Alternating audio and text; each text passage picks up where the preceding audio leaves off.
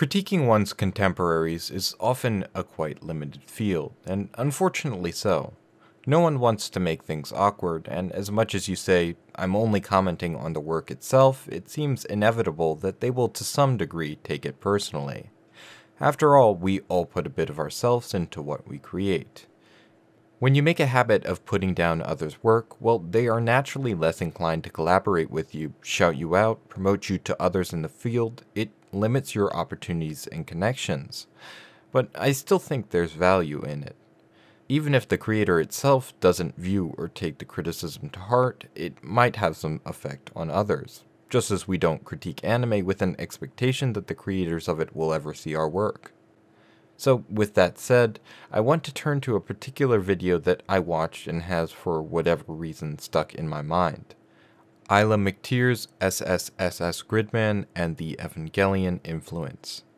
It's not a particularly well-viewed video, but it has been met with quite positive reception to the point I felt compelled to express my point of view in the matter.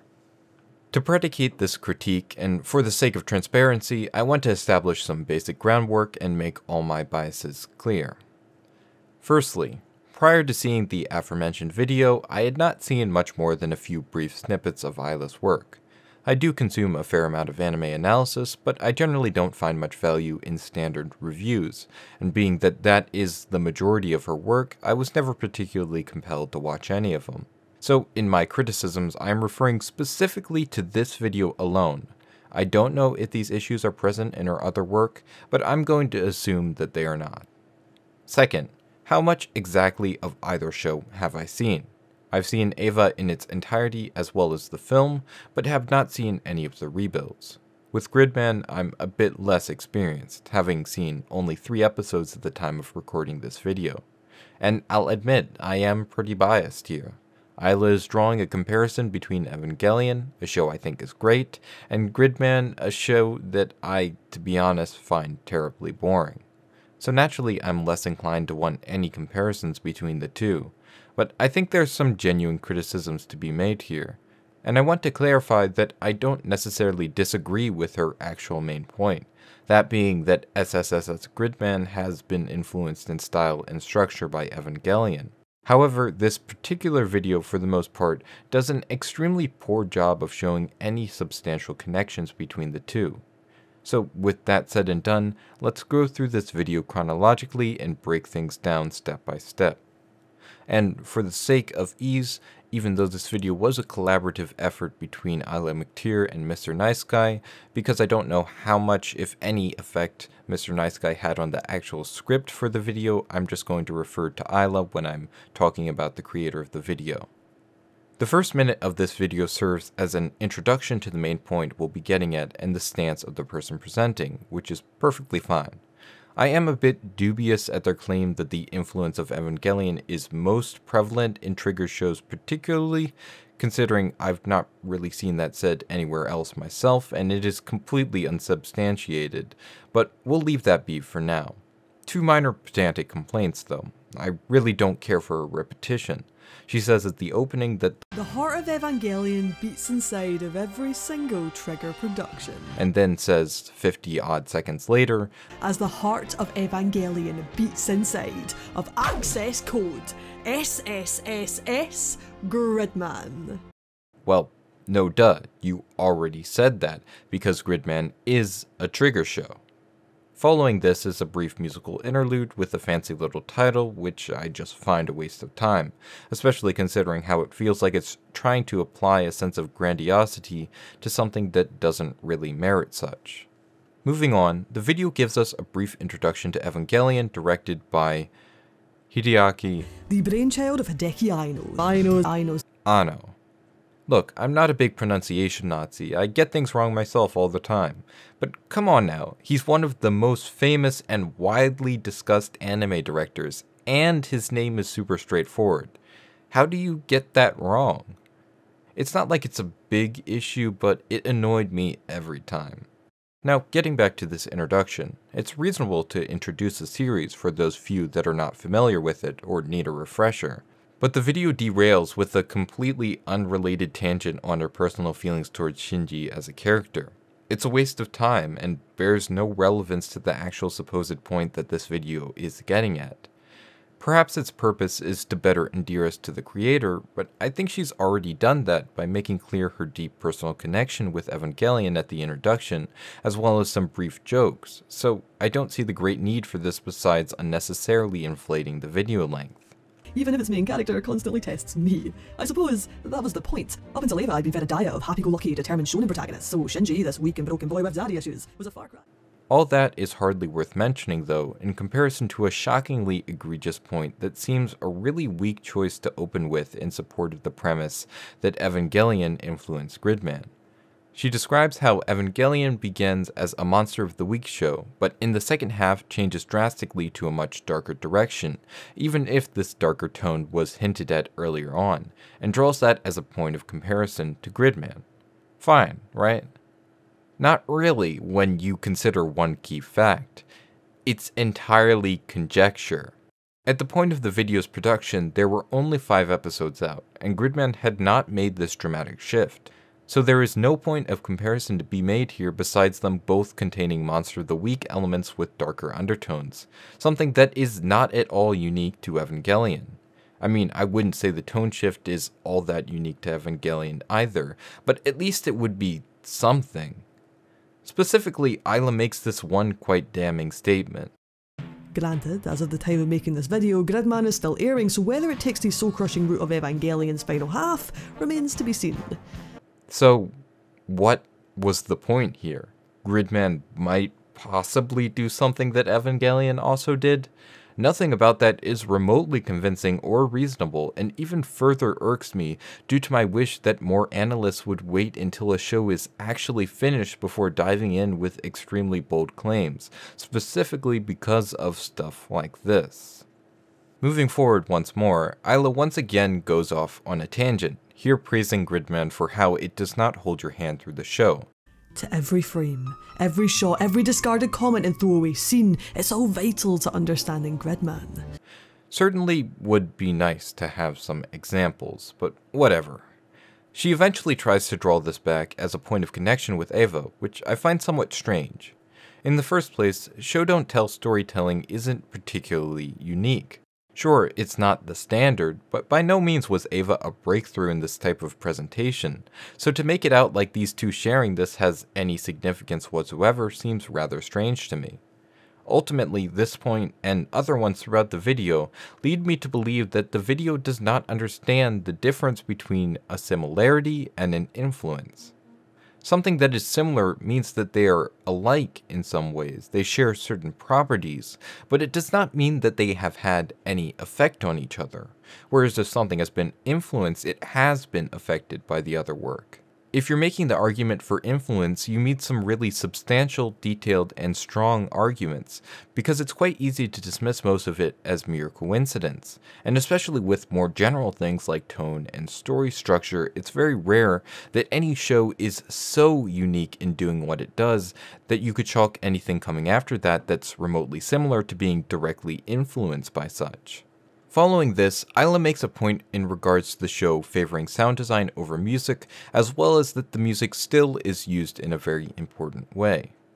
The point of connection she chooses to make is again a very strange one on both sides, and with regards to music, my personal field of expertise, I think she is outright incorrect.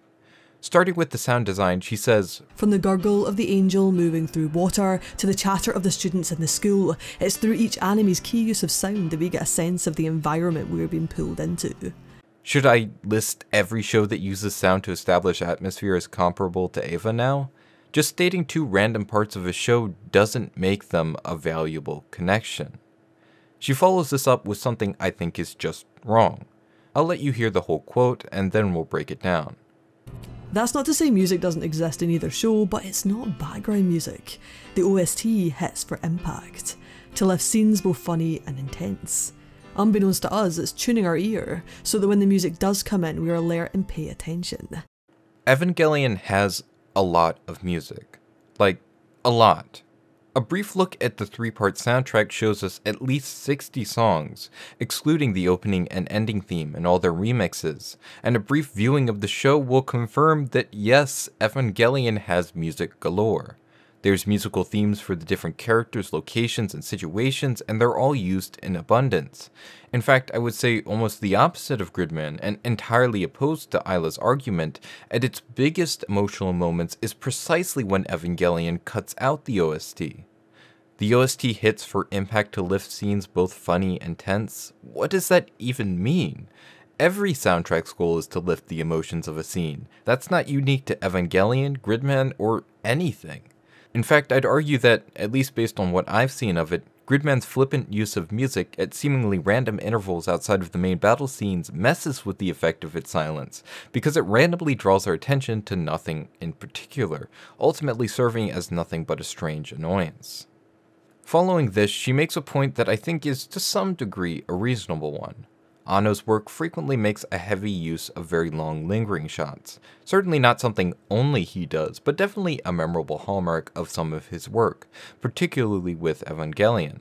What I find a bit weird is that she chooses to chalk this up to specifically Gridman's director taking influence from the show, rather than the show having a general influence on Gridman's production.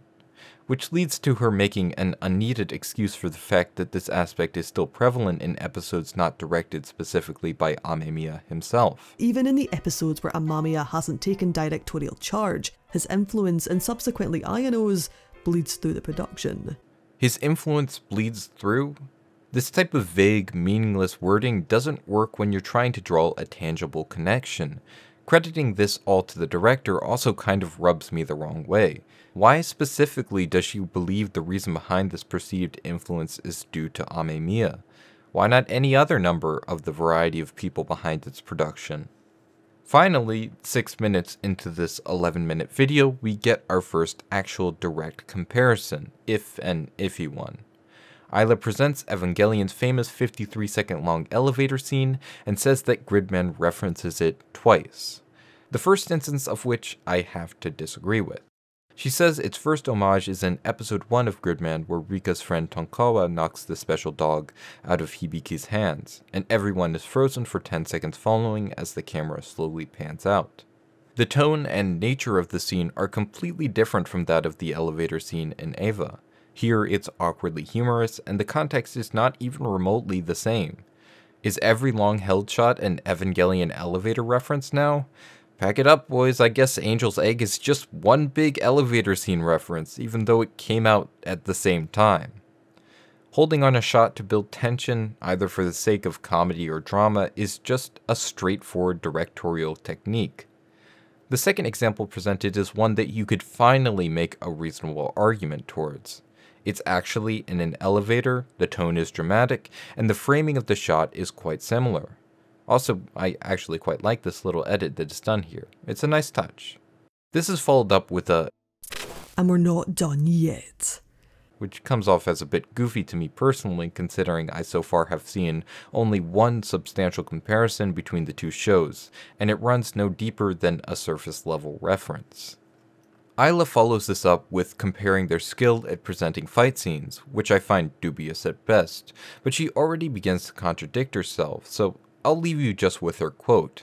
Although this is more a nod to good storyboarding than it is in relation to Evangelion. We get two more fairly reasonable comparisons after this. Both have a strong visual emphasis on power lines, and the team name for Gridman's assist weapons is Neon Genesis Junior High students. So we've got, what, maybe a minute or two of real comparison between the shows?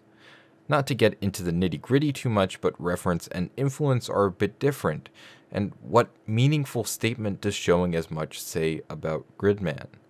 Not that every compilation of references needs to have a point beyond, this is a thing that exists and is neat, but the video's presentation seems to me like it's going for a lot more than that. I want to reiterate that there may very well be a good case to be made towards Evangelion's influence on Gridman, but this video most definitely isn't it, and hopefully this might show some pitfalls to avoid, whether for the average viewer or if the video creator themselves happens upon this video and doesn't immediately dismiss it. Again, nothing against you or your other videos, but this one unfortunately didn't shape up. it feels like I've barely scratched the surface, that there's so much more left to be said. I would agree. Thanks for watching. I know this video is quite different from what I usually do, and to be honest, I was a bit nervous to make it, but I thought what I had to say was worth saying. I hope you enjoyed this video, and if you did, be sure to like and subscribe, and if you really want to help support me, you can do so on my Patreon at patreon.com/KOMOVIJ. A very special thank you goes to my patron Talon. Anyways, with all that said and done, I'm back to the grind, and I'll see you tomorrow.